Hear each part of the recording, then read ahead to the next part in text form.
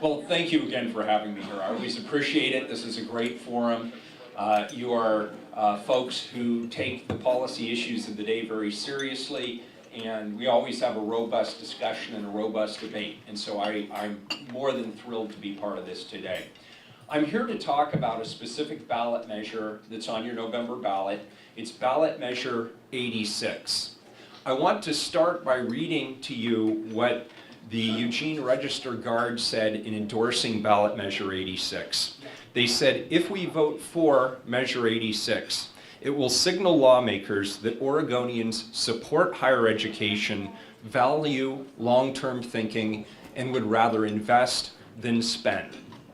Ballot measure 86 is a simple and responsible plan to make it easier for Oregonians to be able to afford universities and community colleges.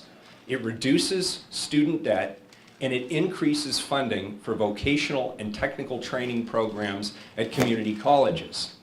Now, what's the best case for ballot measure 86? Ballot measure 86 does what national studies have confirmed and what Oregon employers have told us for a long time, that in a skills-based, globally competitive economy, advanced education and job training is more important than ever. So with that bit of knowledge firmly established, one has to ask the question, why then is the state of Oregon moving in exactly the wrong direction?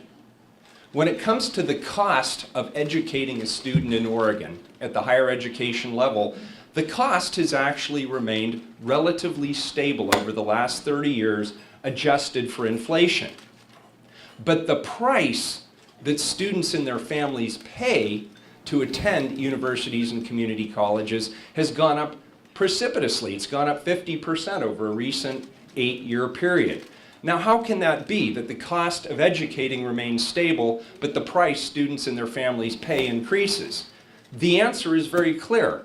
The state legislature has systematically defunded higher education over the last 25 years. And as they have reduced taxpayer support for higher education, there's been a cost shift right onto the backs of students and their families, thus the increasing prices paid by students and their families. Well, you might say, an economist would say, well, that's what student aid is for, is to help middle income and lower income students to be able to afford that advanced education and training that employers say everybody needs.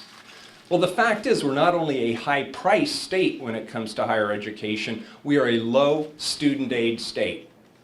Our student aid program is 1/3 the national average, and it's 1/7 the top state in the country, which happens to be South Carolina. Student aid is so hard to come by in Oregon that for every 5 students who apply based on need and qualify for student aid, only 1 gets anything. I have a question for you. What happens to the other 4? Well, we know the answer. The other 4 either take on a lot of debt, they and their families, or worse yet, they decide not to seek that advanced education and job training.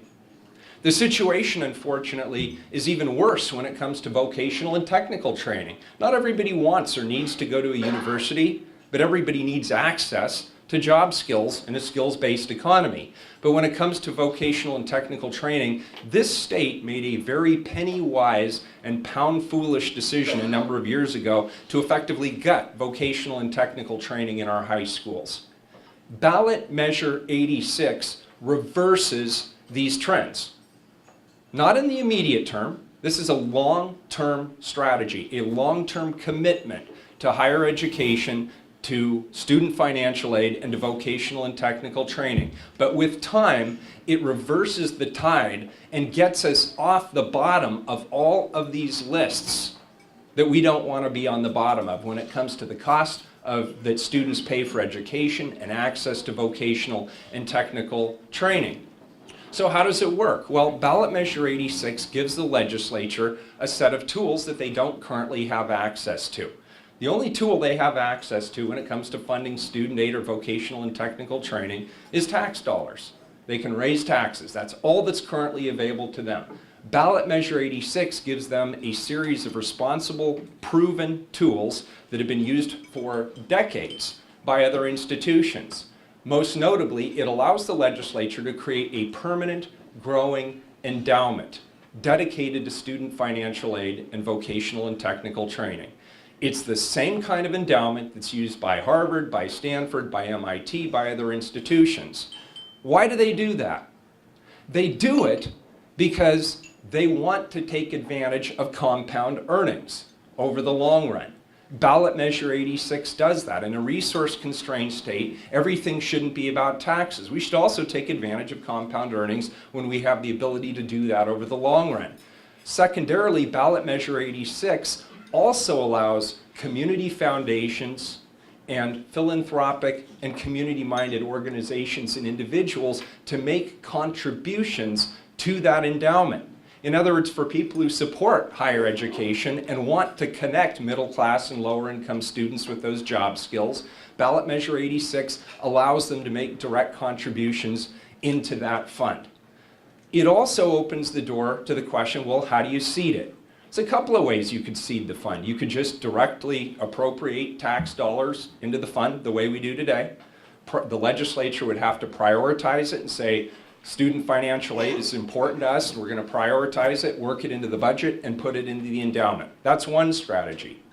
We also open the door to using a limited, prudent amount of general obligation bonding capacity as one potential source in the mix to help seed the endowment. Now, I want to be clear on this question of bonding.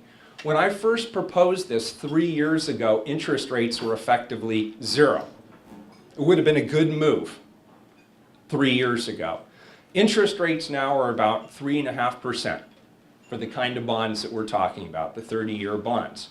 I've been very clear that if interest rates get above about 4.5%, 5%, it no longer makes sense to use any bonding capacity for this purpose. The goal here is if the voters pass it now, we're going to push for some usage of bonding capacity in the next legislative session while interest rates are still low. But beyond that, it goes back probably strictly to direct appropriations to acknowledge the reality that as interest rates go up, bonding no longer makes sense.